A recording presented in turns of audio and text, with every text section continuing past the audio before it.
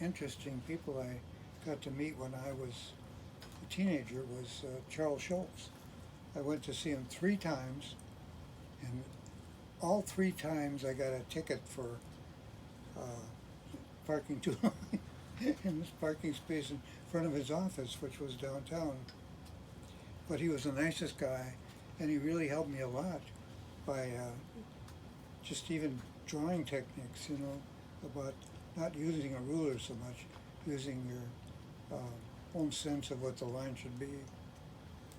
And he liked my work. Mine was called, I forgot, but there were people that live on the other side of the moon, I remember, Schnurbles.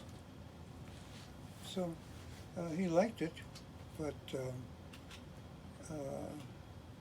he of course moved to California, and but it was very interesting that he was from here. He was from St. Paul originally. What year did you Oh meet with God, him? I don't know, because I think it was in the 80s, Maybe. yeah, 90s. He was just a great guy. I mean, really helped me a lot. Mm-hmm. And then he became so famous that, and he would not let anybody else do his cartoons. Mm-hmm. When you get to be famous and making $1 million, you think if you just get somebody to draw it for you, but he wouldn't do it. He told me. So. I think, did you see him in the late 60s? It was when we were living in Minnesota. Yeah, he was working for the Draw Me Girl. Do you remember that? In the magazines they had to draw this picture and then send in, and he was one of the judges for cartooning.